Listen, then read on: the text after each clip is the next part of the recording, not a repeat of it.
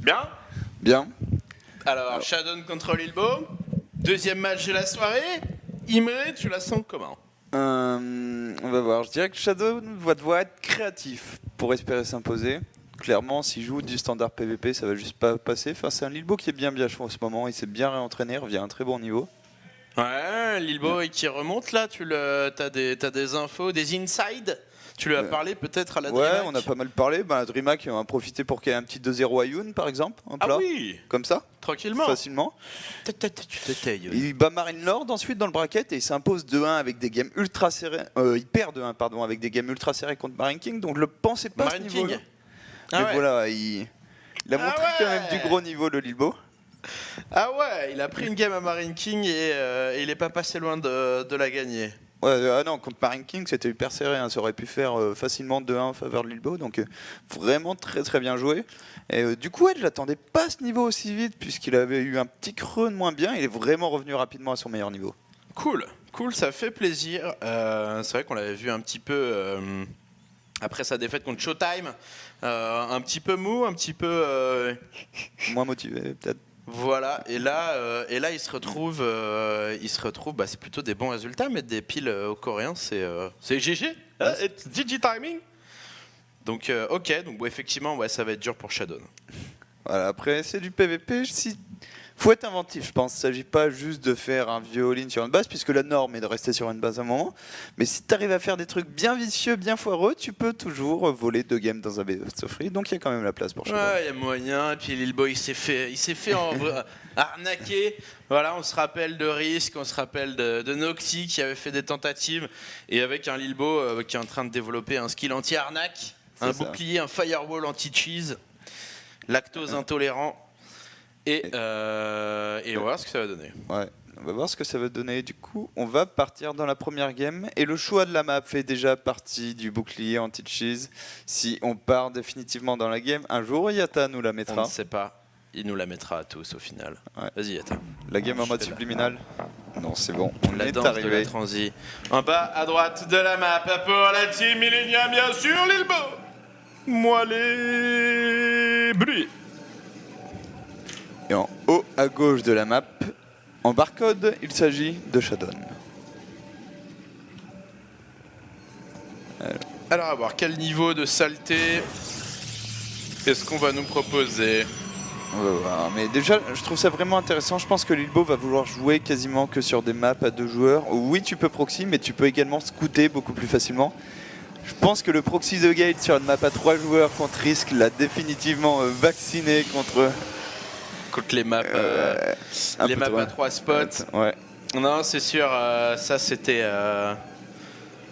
le petit truc un petit peu névrosant, quoi. Genre qui fait que tu commences à te retourner dans la rue et tout en disant oh putain, on m'en veut. On m'en veut, ils ont de la chatte. Et du coup, il s'était fait un peu surprendre et sorti de la compétition. Alors, il s'était empressé de se requalifier juste derrière, évidemment, en qualif open. Mais ouais, il s'était fait peur. Alors, du coup, pour l'instant, la solution pour Shadon, ça part. C'est par une gate à 11. On a vu un Lilbo assez prudent. Hein. Tu nous as montré cette prop qui est remontée, qui a scouté un petit peu ce qui se passait quand même dans la B2. As-tu mis des gates vraiment juste à côté de chez moi? Donc pour l'instant, la gate est chez Shadon, mais elle est rapide. Ouais, pour le moment, la gate ici qui a été posée, donc on a dit à 11. À 11, et on va du coup avoir un turbo quelque chose. Ouais. Il veut avoir son cybernétique plus vite, et il veut donc soit le warp gate plus vite, soit la technologie qui en découle le plus vite possible. Alors pour l'instant on a mis son deuxième pylône dans la B2 pour Shadon, donc plus en mode brain là, on va essayer de faire flipper Lilbo pour l'instant. Pourquoi pas mettre sa tech toujours chez soi, ça dépend ce que tu mets, du coup il va scouter face à un Lilbo qui lui est tranquillement, voilà les 2 joueurs qui scoutent au même moment. Et un Lilbo qui va avoir une gate un peu trop tôt, un cyber un peu trop tôt, 2 gaz, ça c'est normal en PVP, un seul pylône et qui va du coup devoir passer immédiatement en mode un peu paranoïaque. Puisqu'il manque effectivement quelque chose dans la même de Shadon, même si c'est présent juste à côté. Ça vient scouter ici, Shadon qui confirme, et de son côté, Lilbo. Alors est-ce qu'il a normalement l'info sur le timing? Pas tant que ça, il l'aura peut-être s'il se fait tuer par le Stalker qui a 2 doigts de se finir. puisque là on a le Stalker qui sort, chrono boosté, et du coup c'est la fin de cette probe. Donc il peut potentiellement se dire que ce Stalker a 15 secondes de trop, enfin d'avance. C'est ça par rapport au sien. Alors, et du coup je pense qu'il va scouter les alentours. 3 gates, et on va du coup la jouer en mode 100% bourrin dans la face, 3 gates avec un warp gate ultra rapide. Essayez de faire prendre Lilbo, un Lilbo en train de tecker sur Blink par exemple, puisqu'il vient de poser son Twilight, et c'est le genre de build order qui peut effectivement te permettre, si tu arrives à out-micro ton adversaire sur tes premiers stalkers, de snowball complètement la game. Ouais, c'est clair que là, le early warp gate ici qu'est en train de nous proposer Shadowne, avec d'abord un pylône ici. Il va falloir approcher les pylônes, celui-là qui pourrait très bien faire le café, qui pourrait warper du coup de limite presque dans la P2 de son adversaire. Alors, Lilbo qui a vraiment ses gates très tard, il a son Twilight qui est en train de se filer, juste une deuxième gate, on a des stalkers en défense pour contrer un éventuel oracle. On rajoute la troisième gate maintenant. L'overcharge est pas trop loin, du coup il faut temporiser, il faut absolument pas perdre un stalker ou une Mothership Core sur la première agression de Shadowne qui va arriver très vite puisqu'on a déjà 3 stalkers de warpé. Les 3 premiers stalkers de Shadowne qui sont là, attention la pression qui va être maximale. Les 2 autres stalkers du joueur bleu qui sont également ramenés dans la fight.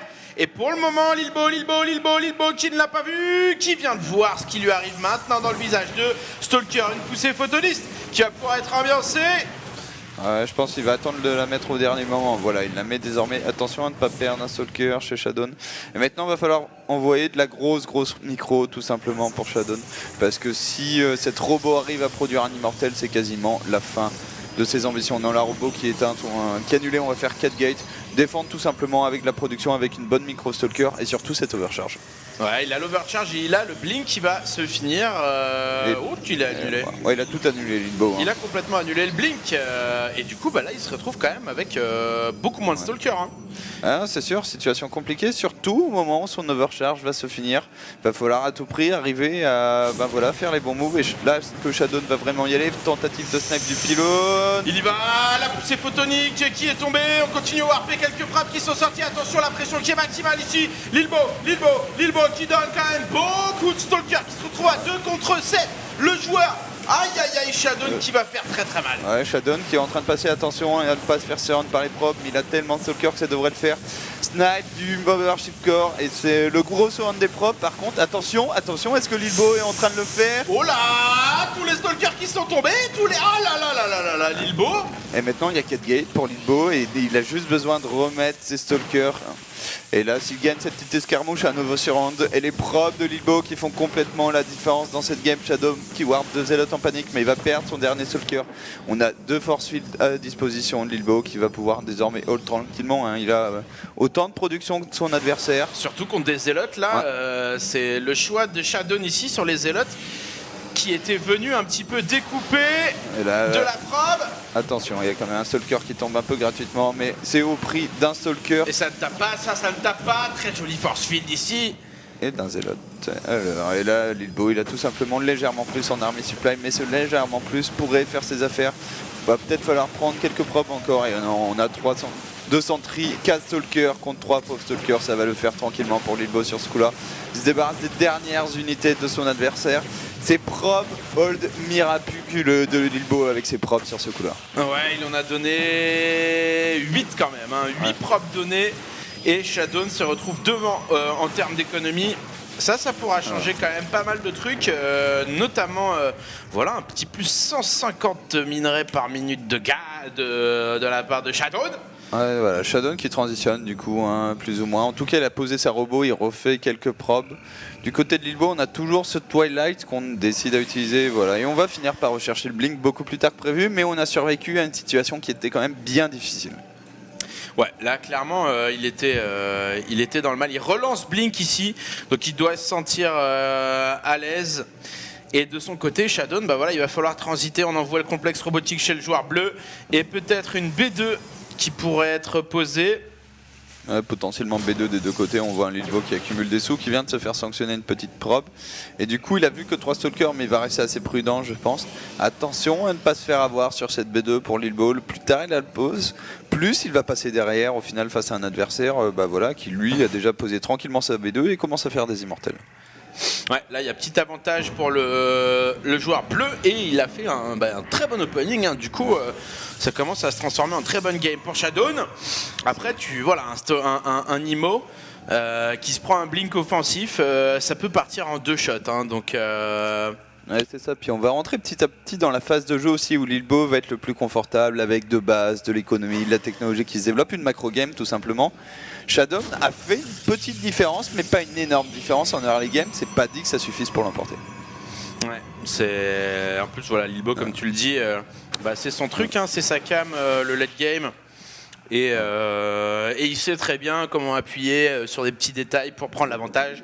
Chose que Shadown forcément aura un petit peu plus de mal à faire. Je dis pas qu'il peut pas le faire, mais c'est moins naturel. Il a moins d'XP. Et du coup il peut perdre au skill tout simplement, se faire outplay. C'est ça, maintenant il est quand même bien devant. Shadown, on voit là son +1 qui est commencé là où Lilbo est en train de lancer sa forge. Et du coup on a un Lilbo qui va rush directement la tech colosse. On va pas passer par l'étape immortelle. Mais voilà, Shadown qui en avance un peu partout pour l'instant. À lui maintenant de faire en sorte que cette avance puisse se traduire par un dernier push qui devra être décisif pour s'il ne veut pas s'enliser dans une partie où Lilbo pourrait revenir.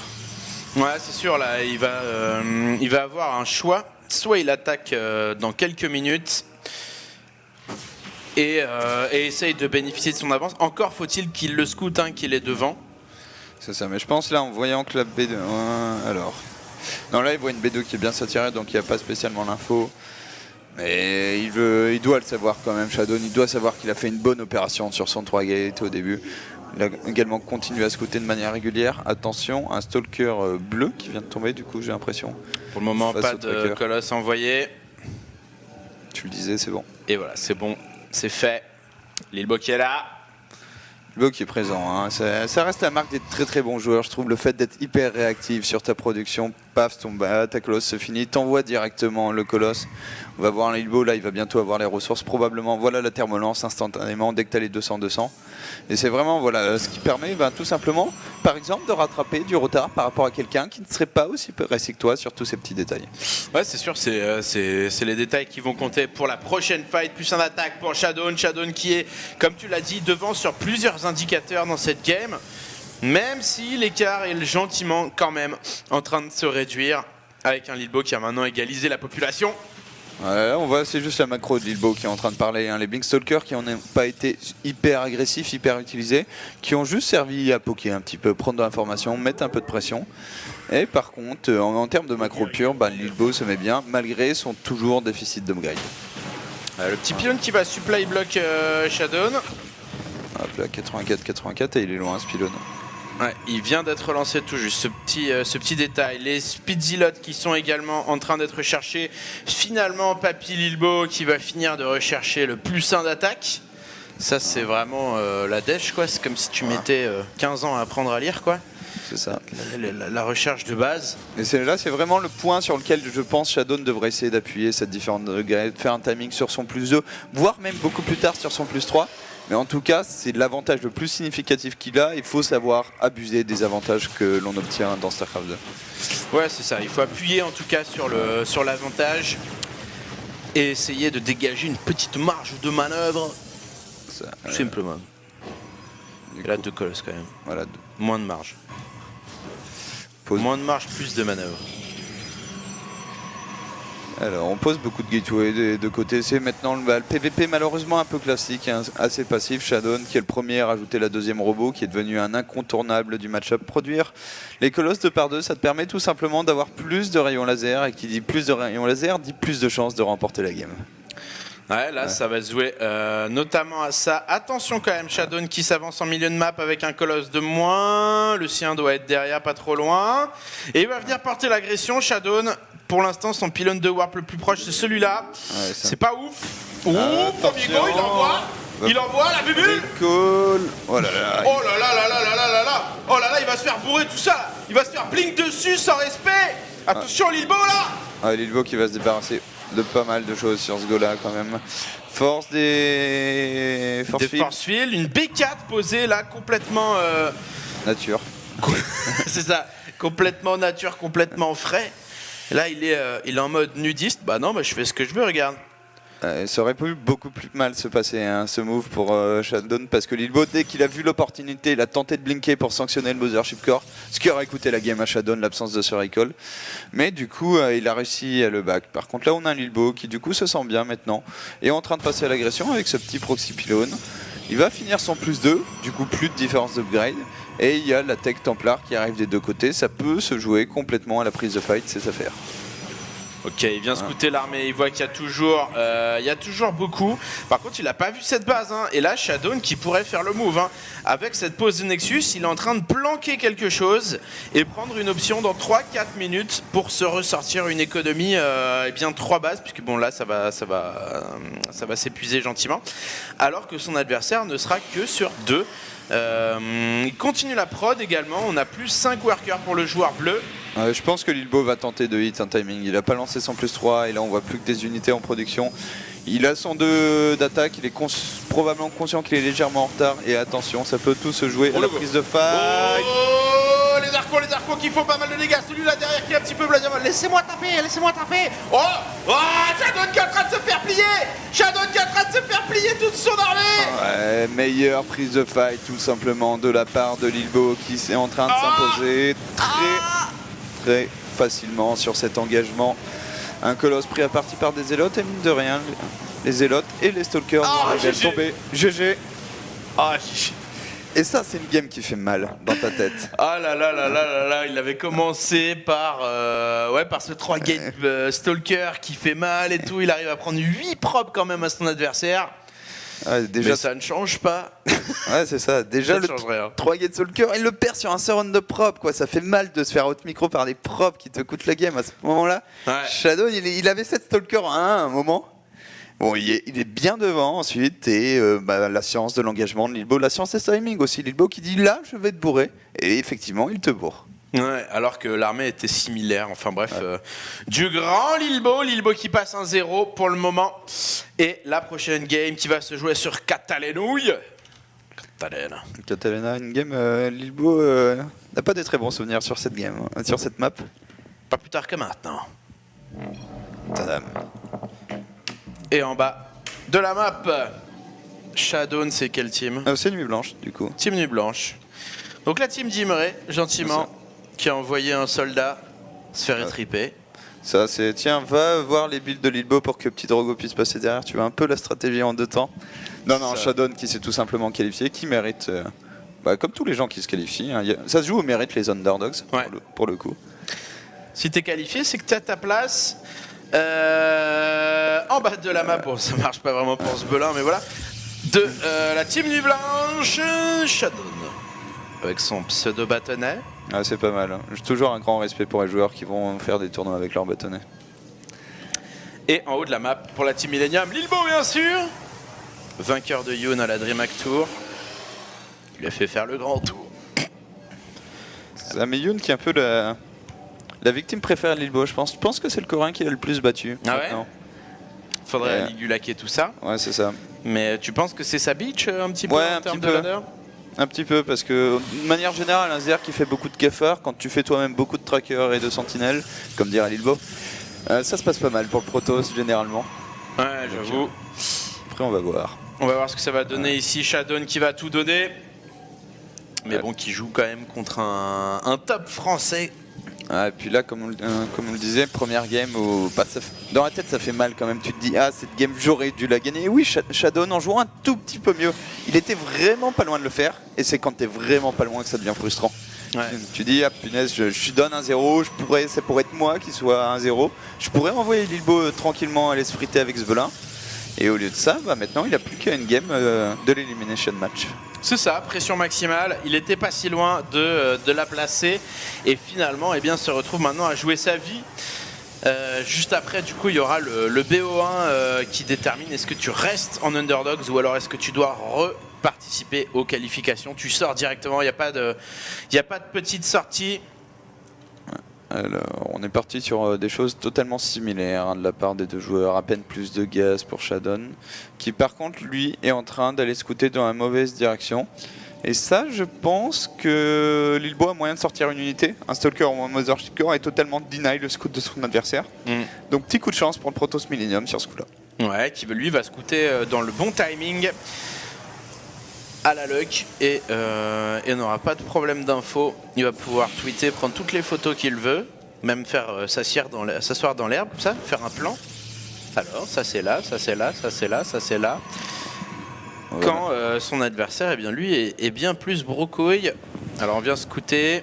Et là, je pense qu'une fois qu'on a scouté, ça ressemble à une tentative de proxy là-bas. On a une probe qui s'est endormie.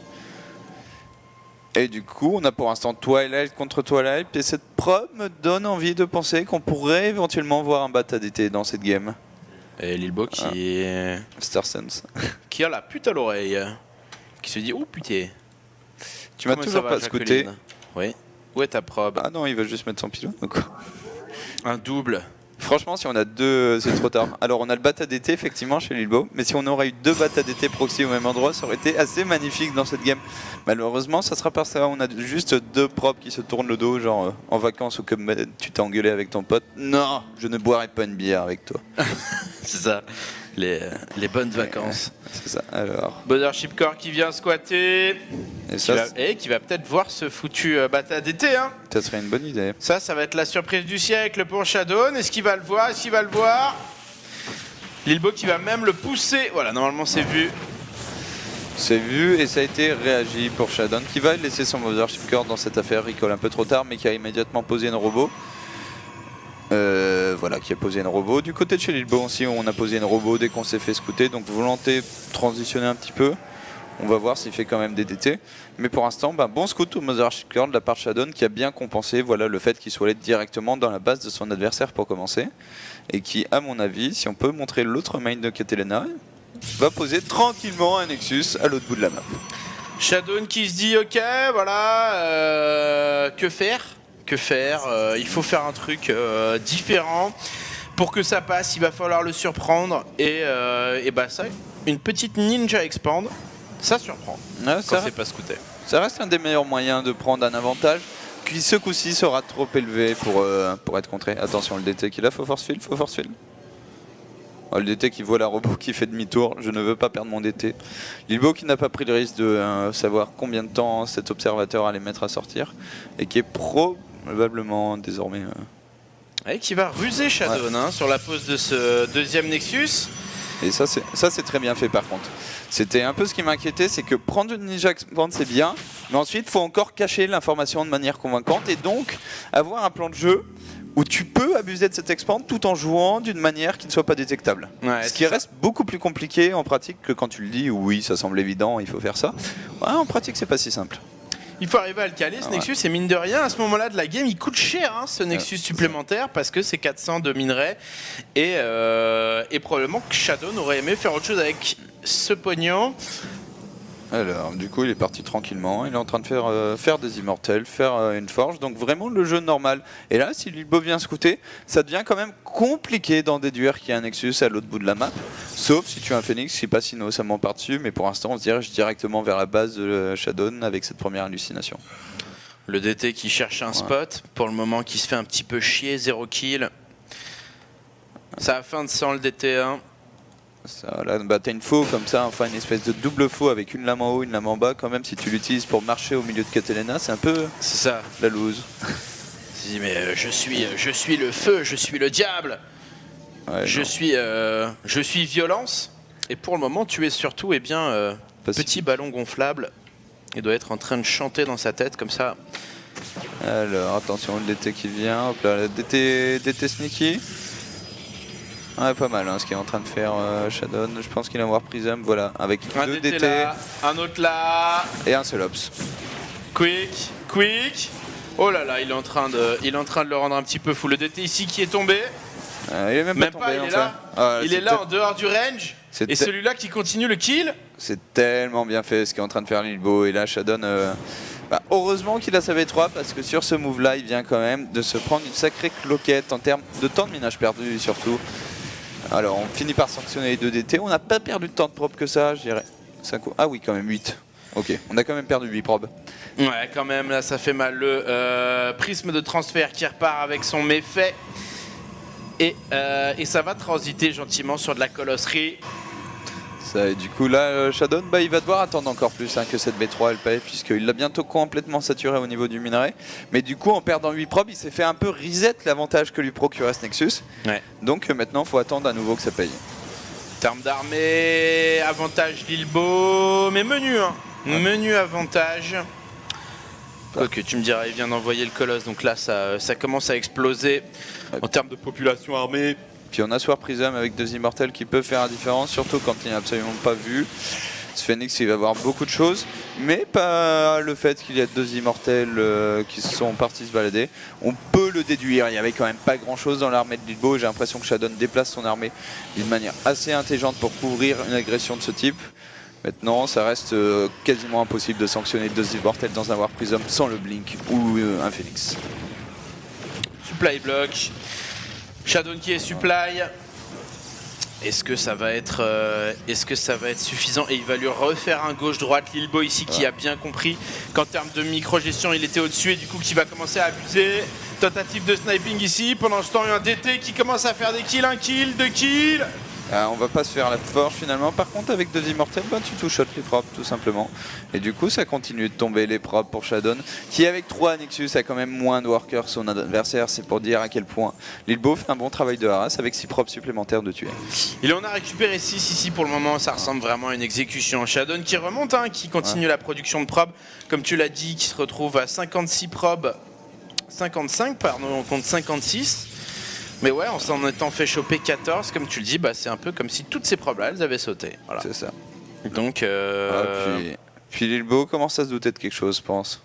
Parce que ce Phoenix n'a pas une trajectoire pour aller directement scouter la main. Et là, il voit le poteau rose. Et je pense qu'il va aller le sanctionner, tout simplement, à voir. Et ça va être compliqué pour Shadow. C'est déjà rien que s'il y a un DT qui arrive là-bas, il n'a aucune détection sur place, ce serait un peu une forme de checkmate. Ouais, de checkmate sur cette base, un seul DT. Et surtout qu'il y a toujours la pression de ce War Prism. 3 DT en plus. 3, pour le prix d'un. Quick, qui se transformeront tout à l'heure en Archon. Aïe, Shadow qui va devoir faire le move. Peut-être peut-il recall. Il peut recall ici et défendre peut-être. C'est ça, je trouve ça étonnant du coup que Lilbo cherche pas à mettre la pression sur la main en même temps. Et là, Shadow, il va prendre très vite conscience qu'il y a un problème ici. Alors, est-ce qu'il tente le recall comme tu l'as proposé?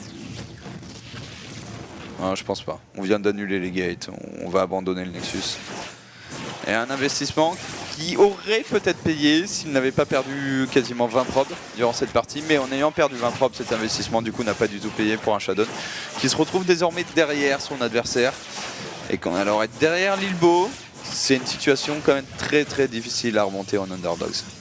Ouais, là, Shadow qui va devoir tout donner. En plus, il se fait supply block. Le Nexus qui donnait une dizaine de points de ravitaillement. Du coup, ça c'est gratos, ça c'est fini. Et lui, sa base, elle est là à Lilbo, elle est à côté. Voilà, les Colosses n'ont qu'à enjamber cette petite marche pour venir la défendre. Shadow qui va envoyer la sauce. On est bien dans ces quarts de finale. L'Underdog, Shadow contre Lilbo. David contre Goliath. Le Gland contre le Chêne. Le Roseau contre un gros canif. Et du coup, Shadow qui va tenter. Ouais, qui au moment de pocher se retrouve bien dépourvu quand même quand on compare la taille des armées, la technologie, le nombre d'unités importantes par exemple de colosses ou d'immortels. C'est bien d'avoir des îlots mais ça ne fera pas tout. Et là on a une vision qui révèle quand même un peu l'histoire de cette game. Ouais, Lilbo qui va y aller, qui va même pas attendre, il a pris une énorme concave. Qui va lui dropper des zélotes sur la gueule. Il y a beaucoup, les zélotes derrière ici qui va venir un petit peu gêner. La concave tout qui est paquet ici, c'est paquet pour Shadow.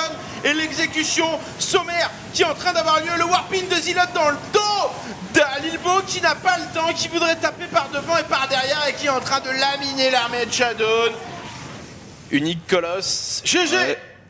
Boum. Comment 2-0. Jason et Lilbo qui passent en demi-finale et joueront la semaine d'après, ensuite de la semaine prochaine.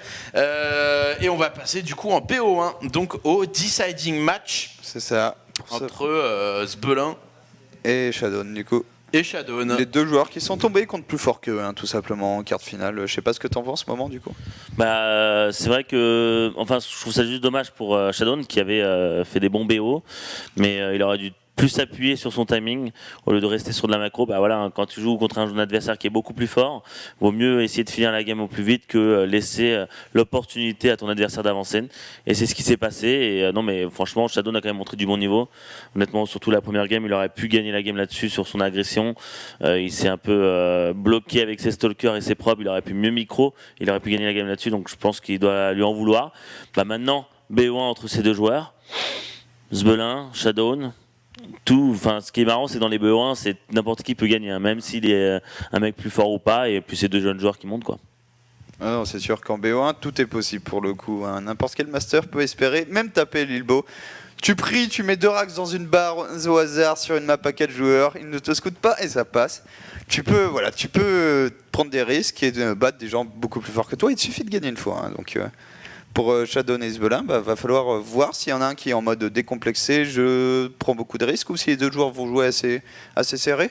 Je pense que ça va être plutôt la deuxième option quand même, vu le jeu de Zbelin. Et Shadow ne va pas vouloir prendre de risques contre un adversaire qui, je pense, considère comme moins bon que lui. C'est ça. On va voir ce que ça va donner. On va faire une petite pause. Et vu qu'il est déjà que 22h, du coup, après, on va jouer avec vous. On va refaire un petit peu chauffer la roue de l'amitié.